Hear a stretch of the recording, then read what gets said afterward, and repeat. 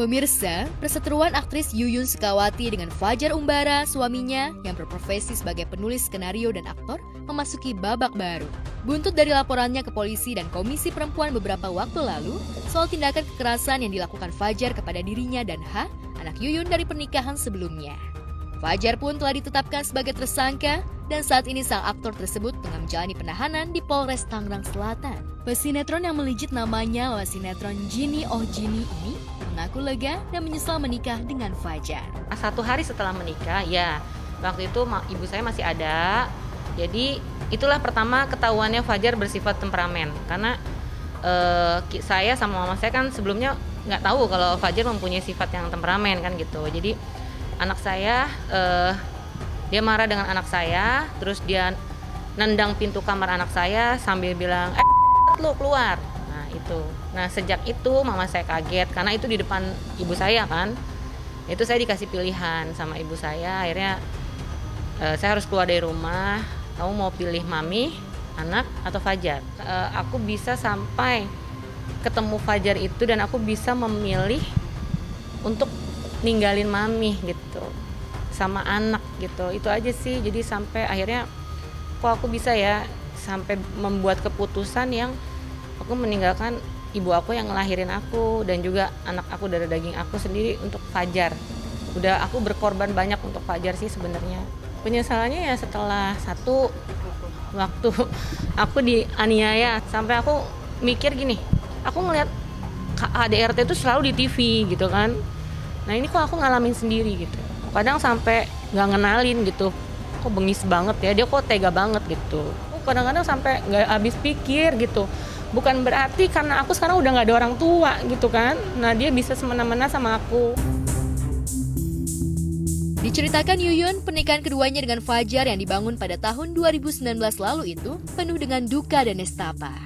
Kekerasan yang dilakukan sang suami seolah menjadi santapan Yuyun sehari-hari. Selama 2 tahun menikah, Yuyun berusaha sabar menghadapi sikap kasar dan temperamen Fajar, namun akhirnya Yuyun tak tahan dengan perilaku sang suami. Awalnya, ia bisa memaafkan perilaku kasar suaminya ketika menyakiti dirinya. Namun, sikap maaf Yuyun tersebut tak berlaku saat Fajar melakukan kekerasan terhadap H, putra sematawayang Yuyun dari pernikahan sebelumnya. Sang anak mengalami cedera berat akibat serangan dari Fajar. Itu penyesalan aku seumur hidup aku. Terus terang aku nyesel banget gitu. Karena nyesalnya kenapa Fajar setega itu gitu. Makanya aku cuma mikir betapa tertekannya hari. Ini yang aku ngerasain dosa besar banget. Mungkin aku yang durhaka sama anak. Aku yang durhaka sama mami itu. Makanya sampai detik ini terus terang memang aku jujur belum bisa maafin diri aku. Karena aku sampai terlambat mami udah nggak ada dan anak jadi korban. Ini berat banget Mbak dan aku minta keadilan. Di dunia ini cuma apa sih keadilan yang aku minta dari pihak yang berwajib kan, kepolisian. Itu nomor 1 aku cuma mohon tolong, ini adalah dia anak di bawah umur. Aku minta bener-bener perhatiannya dan juga seadil-adilnya dan keadilan untuk anak saya. Itu aja. Penyesalan memang selalu terlambat datangnya. Sama halnya dengan kesadaran Yuyun bahwa langkahnya untuk menikah dengan aktor tersebut merupakan keputusan yang salah besar dalam hidupnya. Bahkan tak jarang, kendati masih belia, anak sematawayang Yuyun dari pernikahan terdahulunya tersebut sering mengingatkan langkah sang mama yang salah jalan. Mungkin mama ini ibu yang udah gagal ya. Mama gak pernah denger omongannya Hari, gak pernah nurut. Kadang Hari lebih dewasa, Hari lebih bisa lebih bisa ngomong yang lebih bijak gitu. Anak yang umur segini lebih bijak. Dan Ari selalu ngingetin aku apapun itu. Dia cuma hanya khawatir. Karena sekarang saat ini kan aku hanya berdua. Aku tuh cuma aku sama anak gitu kan. Keluarga tuh udah gak ada semua. Dari mami, dari papi udah gak ada gitu. Jadi Ari itu memang bener-bener istilahnya takut. Istilahnya udah gak ada siapa-siapa lagi, cuma aku. Dan dia selalu mengingatkan aku yang soal Fajar gitu.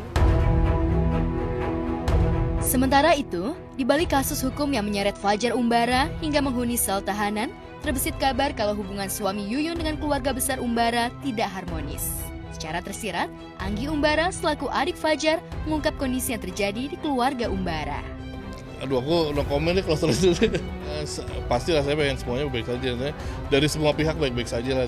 Jangan sebenarnya yang menyayangkan banget ada kejadian seperti itu gitu. Tapi ya pengennya semua baik-baik saja lah, selesaikan dengan baik. Saya juga nggak tahu sebenarnya gini. Saya juga nggak tahu kasus itu seperti apa. Jadi saya benar-benar nggak mau ngomong. Jadi benar kan orang kalau nggak tahu apa-apa jangan ngomong lah gitu. Misalnya saya juga nggak tahu yang benar yang salah yang mana. Saya belum mendalami. Jadi nggak tahu juga benar-benar have no clue gitu. Saya ketemu Fajar aja kapan terakhir 2 tahun yang lalu kayak sibuk sendiri semuanya gitu. Jadi nggak tahu benar-benar nggak tahu kabarnya dan nggak tahu apa yang terjadi juga. Jadi buat saya komen apapun kayak nggak relevan juga. Kayak nggak deket, emang nggak pernah ketemu gitu, nggak pernah kontak-kontakan juga gitu. Udah lama banget 2 tahun gitu. Nggak tahu, jadi emang ya begitulah namanya kehidupan. Nggak tahu ya sifat orang kan mana ada yang tahu gitu dalam hati seperti apa gitu kan. Sampai saat ini, belum ada satu anggota keluarga pun yang menjenguk Fajar di sel tahanan. Begitupun dengan Anggi yang menjadi anak terakhir dari 7 bersaudara keluarga Umbara. Ya yang pasti sih kita keluarga Umbara gitu ya, sebenarnya kan ada 7 nih orangnya, ada 7 anaknya gitu kan. Dan sorry to say emang nggak apa ya, saya kecilnya berdua sama Bunti doang gitu.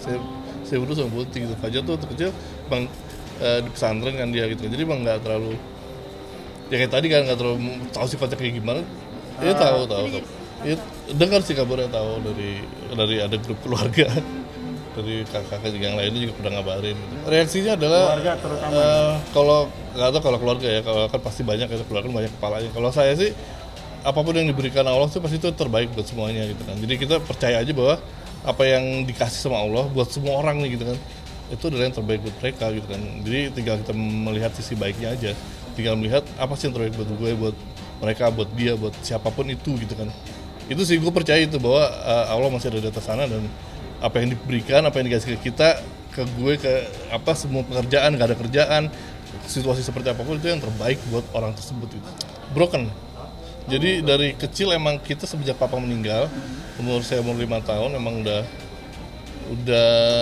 pisah-pisah gitu kan. Saya berdua sama Bonti, sama mama, Fajar kemana, si Abibi kemana, si Nanda di mana, jadi Omi di mana. Jadi banyak banget sebenarnya keluarganya gitu kan, ada 7 orang. Jadi kalau dibilang broken bukan karena perceraian. Ada rencana mau jemput Mas Fajar nggak? Kalau kita lihat ke depannya aja, saya nggak tahu sih, nggak tahu schedule kayak apa juga, terus dibolehkan apa enggak. Terus yang saya penting sih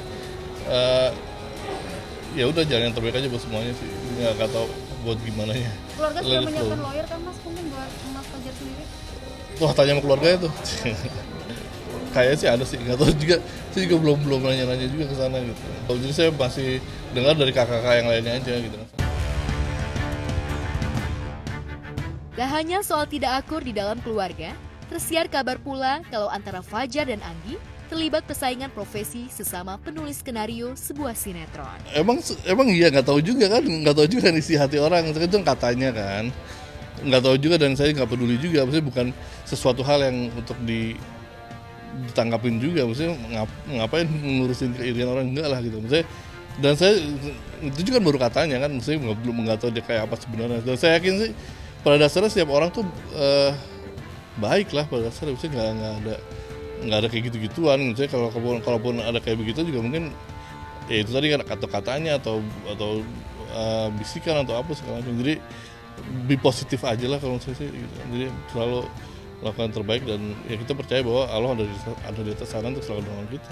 Persaingan untuk memberikan karya yang terbaik mungkin ada ya, kayak festival atau apa mungkin ada gitu, namanya persaingan gitu. Tapi nggak ada yang apa ya, baper gitu, harusnya sih nggak ada. Maksudnya, karena kita saling support semuanya gitu kan, antara sini yang satu sama lainnya saling support. Fajar juga kerja sama saya juga nggak sedikit kan, tapi profesional.